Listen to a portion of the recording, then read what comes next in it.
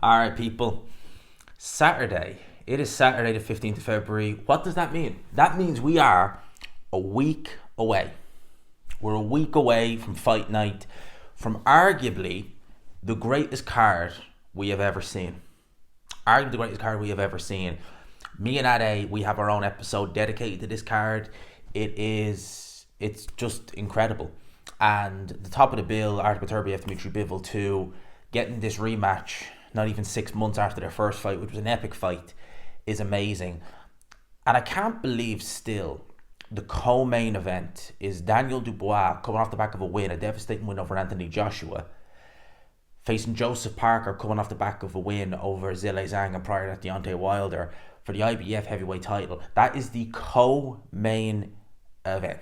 I say that with a big smile because that is just the tip of the iceberg with how good this show is. It will be broadcast live on the global home of boxing, DAZN. Have a look there on screen. It will be broadcast live on there. It can be purchased via the link in the description, the G-Man link. Have a look. It's showing you the undercard.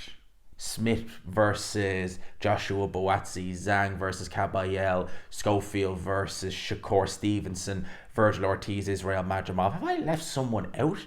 That's incredible. So it'll be live on DAZN. I also want to give special mention to Becca for doing the thumbnail for this video and the follow-up video I'll be doing to this as well.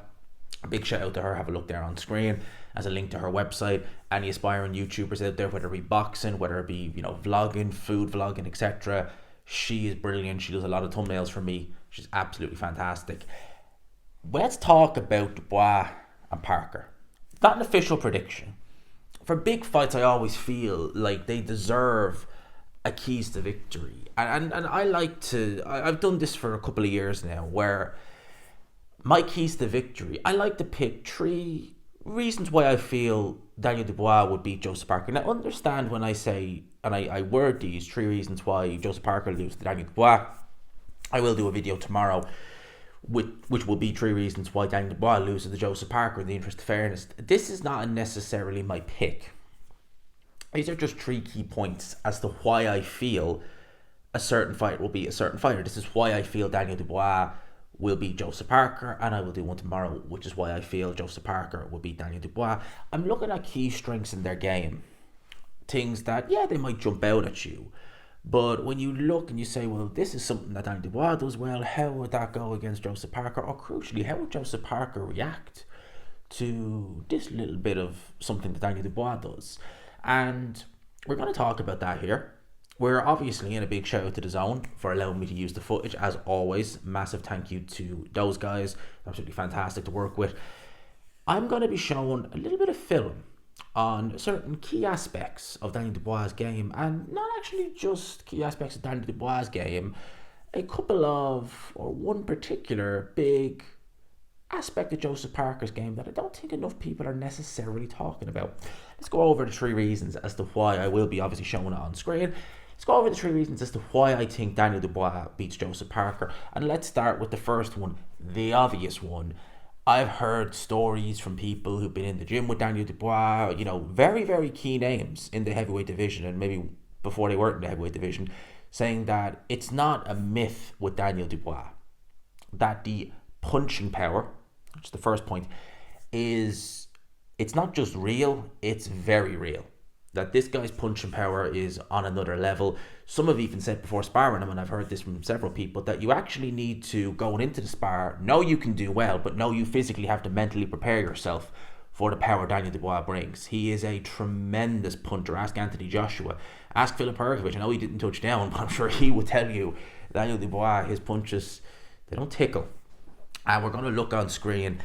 This is Daniel Dubois in the first round against Anthony Joshua in a fight in which he dominated back in September. And the first round, even before Daniel Dubois scored a knockdown, which we're going to see here now in a second, we're going to see it in slow motion as well, you could see that the punching power of Dubois was bothering Anthony Joshua. You could see from the moment that bell rang, the jab, the punching power, you could see Anthony Joshua, and he made a lot of mistakes defensively, an awful lot of them, but you could see the punching power was something that I think it was immediately apparent to Anthony Joshua, oh, this is what I'm dealing with. You know, he might not have felt power like that in his career. He might not have felt power like that since he fought Vladimir Klitschko all those years ago. So let's have a look there on screen now. This is the first round, 15 seconds to go. At this point, Daniel Dubois has actually just slipped an uppercut. He misses Anthony Joshua. Joshua backs up one right hand. Look at that. I'm amazed, Anthony Joshua, to be honest with you. I know it was the very end of the round and the bell went to save him. He's clearly hurt. Look at him there. I'm amazed he was able to really get up the way he did. He's obviously hurt. Look at him there. He's obviously really hurt, and lucky for him it was the end of the round. But look at that. Barry Jones said on commentary, and he's 100% right, that shot isn't just a shot, it's a fight ender. And it absolutely was. It was a fight ender. It happened at the end of the first round. Joshua was able to recover. Let's have a quick look at it again in slow motion. Anthony Joshua, big mistake, backs up, hands down. Wow. That just, yeah, that was... And I think at that moment when Joshua looks up, it's like, all right, this, yeah. Look at him when he stands up. He is hurt there. And the earliest he's ever been dropped in his career, first round. And yeah, the writing was on the wall from then on. It culminated in this, the fifth round. Look at this. Anthony Joshua thinks he's boom. And that was that. That was that. One punch. I wasn't getting hit by it, thank God, but the first knockdown in the first round did look a bigger shot, but at the end of the day, I wasn't getting hit with it, thank God. I mean, just look at this. Joshua thinks he's on top, and boom, that's it. And that was all she wrote.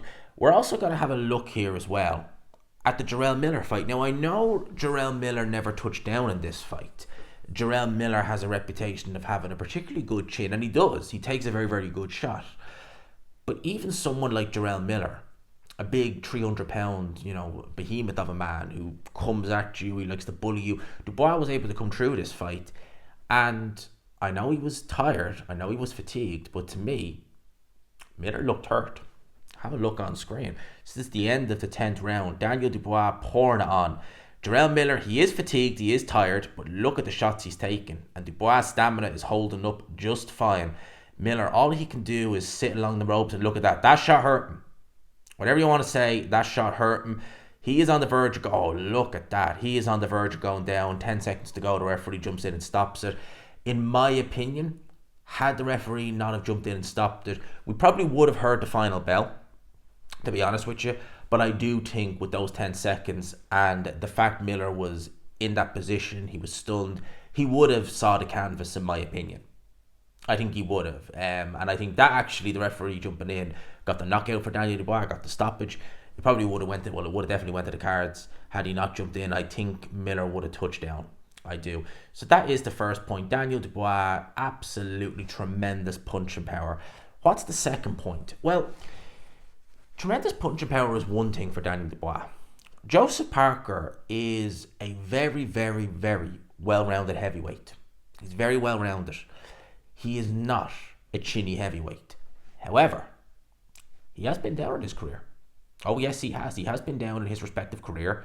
He's been dropped a couple of times. He's been dropped by people like Derek Chisora, Dylan White. And have a look here on screen. This was the 8th round of his fight with Zhilei Zhang. And again, it shows the punching power of Zhang. A little nothing right hook. And down goes Joseph Parker to one knee. That was the second knockdown he suffered in that fight. Zhilei Zhang with the hands in the air thought he'd win. If you look at the replay, it looks so innocuous. Look at that. But look at the power. What's funny about that, I shouldn't laugh, but you see how innocuous looking a shot it was from Zhilei Zhang, and Joseph Parker's head just snap. Honestly, what must be in his hands is just beyond me. But Joseph Parker can be hurt. Now, do I think Dubois is the same level of puncher as Zhilei Zhang? It's hard to say, really, but I wouldn't say I would say Zhilei Zhang, for me, probably does have more power. But at the end of the day, so you could say it like this, if you're shot with, a 9mm pistol, or you're shot with a barrel 40 cal, it doesn't matter what happens, you're gonna, it's gonna have the same result. So I wouldn't say there's much of a muchness with their punching power. Results will happen if you're hit by them. Let's also have a look back to 2022. Little clip there. That was Joe Joyce knocking out a fairly worn down and damaged Joseph Parker at that point. But nevertheless, and that was the first and only stoppage loss of his career. Let's have a look at round 3. Look at that again. Unbelievable stuff from Zhilei Zhang. Honestly, just that looked innocuous as hell.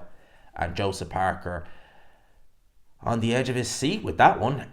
He really went down hard. Zhilei Zhang in round number 3, he tries to actually close the show. Joseph Parker actually does a particularly good job of staying with him in that round, to be fair, and surviving, seeing out the round. But that was a little nothing, innocuous looking left hand that Zhilei Zhang threw, but had tremendous power. Has Joseph Parker looking to hold on.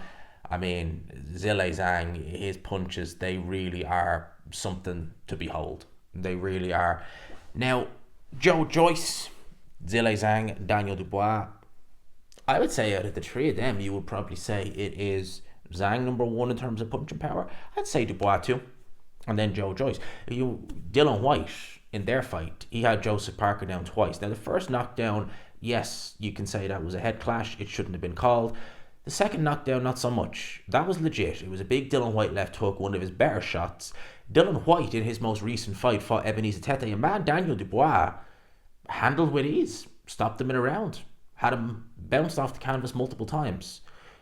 Dylan White, in his last fight, couldn't put a dent in Ebenezer Tete. But he was able to drop Joseph Parker. So Joseph Parker, although he's not chinny by no stretch of the imagination, he's not a Filip Hrgovic type fighter who has been in there with the likes of Zhilei Zhang and Daniel Dubois for that matter. And although against Zhilei Zhang officially he did touch down, it really shouldn't have been ruled a knockdown. Other than that, he's never come close to touching the canvas, never even appeared to be hurt in either of those fights. So Joseph Parker is not that type of chin. A very good chin Parker has, he's certainly not chinny. But I think Daniel Dubois has enough power, and Joseph Parker's defense at times can be a little bit lax. He can be caught cold at times, like he was against Derek Chisora in the first round of their first fight. So, and Derek Chisora, another very good puncher. So, key points so far. Power for Daniel Dubois, and Joseph Parker not having a necessarily granite chin. The final point, which is something Daniel Dubois has been known for pretty much since his amateur days, and certainly since he started, the jab. I remember Steve Bunce waxing lyricals about Daniel Dubois' jab very early in his career. Steve Bunce has a very good eye for talent, that has a very good eye for what a fighter brings to the table, and he was straight away talking in Daniel Dubois' second, third professional fight about the jab, how he's got such a key jab. It's great, it's a great range find, it's very powerful, and it's developed over the years, and it stood him in good stead throughout the course of his career. Let's look at this. This is the second round of his fight with Anthony Joshua. And I want you to see, this is from a jab, right? This is a jab. Now, he didn't drop Anthony Joshua with this, but look at how sharp and powerful this jab he throws at Anthony Joshua is. It lands. People, there are right-hand punchers who probably don't have as much power. There are people who probably have less power in their right hand straight than they do in this jab from Dubois. Look at this. Anthony Joshua, look at that. Let's have a look at this in slow motion. Right, Joshua has his hands down, to be fair. It's not exactly a good look. Bang!